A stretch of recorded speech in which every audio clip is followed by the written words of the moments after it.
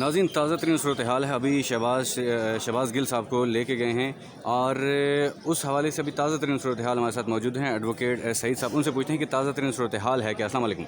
वालेकुम क्या ताज़ा सूरत हाल है, उनको क्यों लेके जाया गया, कितना वक्त दिया गया अभी?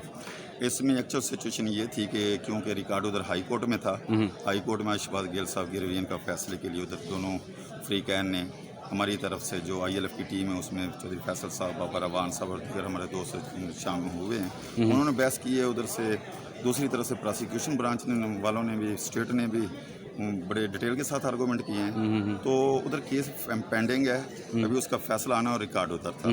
तो सुबह हम इधर आए हैं तो शहबाज गिल साहब को उन्होंने सुबह पेश करना था, तो हमने रिक्वेस्ट की तो जज साहब ने 12:30 बजे के लिए टाइम रख लिया था कि 12:30 बजे कोर्ट में पेश होंगे। अभी आए हैं तो अभी जज साहब ने मेहरबानी की है, वकला को भी मिलने दिया डिटेल के साथ। शहबाज गिल साहब से बात हुई है वकला टीम की, जिसमें चौधरी तनवीर साहब थे, मैं था, एहसान साहब थे, हमारे और भी वकला थे हमारे। वो सारे 10-15 मिनट जज ने हमें टाइम दिया है, इलाका मजिस्ट्रेट ने, उनसे गपशप लगी। शहबाज गिल साहब तो क्या कहना था? शहबाज गिल साहब ने हमें बताया कि वहाँ पे जब मुझे थोड़ा सा होश आता है तो उस वक्त मेरी तस्वीरें ली जाती हैं। उससे पहले मुझे ये टार्चर भी करते रहे हैं ज़हनी तौर पे, जिस्मानी तौर पे। और इसके अलावा एक हफ़्ता पहले, 2 दिन पहले की बात बता रहे हैं कि ये मुझे 12 बंदे जिन्होंने मास्क पहने हुए थे वो फौरी तौर पे आ गए, मुझे उठा के ले गए, ज़बरदस्ती जूस और ये पिलाने की कोशिश की। उसके बाद फिर सुबह फजर वेले ये फिर 3-4 लोग उन 12 में से आए,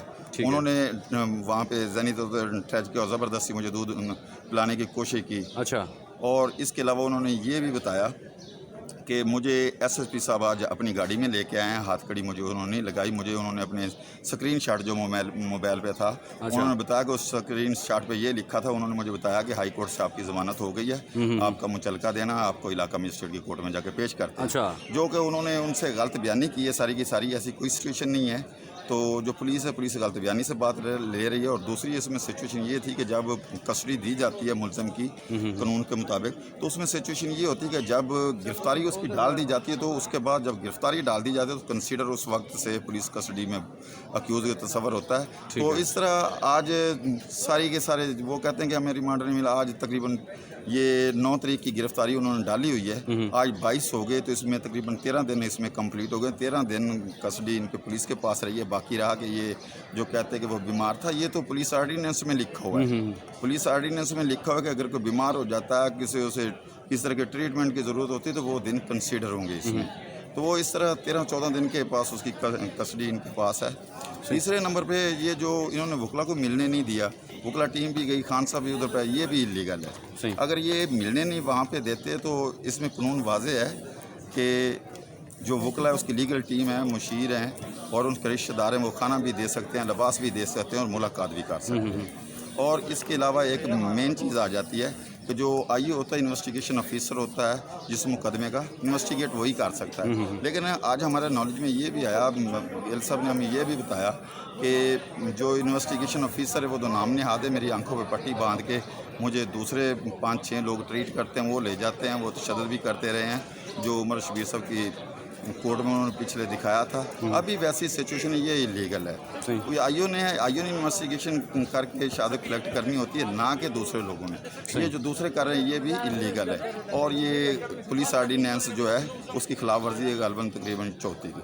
तो ऐसी सिचुएशन है। अभी गिल साहब को लेके गए हैं बख्शी खाने के लिए, तो हमारे जो लीगल टीम है वो भी आ रही है, बकाया चौधरी फैसल, बाबर रवान साहब, दीगर दोस्त भाई।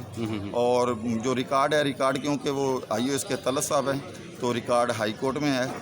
चीफ जो एक्टिंग चीफ हैं आमिर फ़ारूक साहब की जज में, जज साहब की कोर्ट में, तो उसका फ़ैसला भी आना है। उसमें हमने उधर हमारी टीम ने रिक्वेस्ट की थी कि इसमें पेंडिंग करने के लिए, वो रिक्वेस्ट हमारी मंजूर हो गई थी। तो वो पेंडिंग उसका डिसीजन आना कोर्ट में, रिकॉर्ड उधर जब रिकॉर्ड आ जाता है तो दोबारा फिर शहबाज गिल साहब को 1:30 बजे का टाइम जज साहब ने दिया इलाका मजिस्ट्रेट ने, तो दोबारा पेश कर। ठीक है, तो क्या समझते हैं कि क्या उनका जिस्मानी रिमांड होगा कानूनी तरीके से, कानून के मुताबिक, या अगर कानूनी पेचीदगियों को देखें तो उनका रिमांड मंजूर किया जाएगा, रिमांड दिया जाएगा? कुछ पेचीदगियों देखें, पहला जो रिमांड ज़ेबा चौधरी साहब ने दिया था वो मेरी नज़र में अक्यूज़ को उन्होंने नहीं बुलाया था, सिर्फ आर्गूमेंट सुन के 48 घंटे का उन्होंने आर्गूमेंट, इसके लिए ज़रूरी था कि जो अक्यूज़ होता है अक्यूज़ का अदालत के सामने पेश होना ज़रूरी होता है। वो इसलिए ज़रूरी होता है कि अदालत देखती है, उससे पूछताछ करती है, वजूहात पूछती है कि उसकी सेहत के हवाले से पूछती है, लेकिन उसने ऐसा कुछ नहीं किया।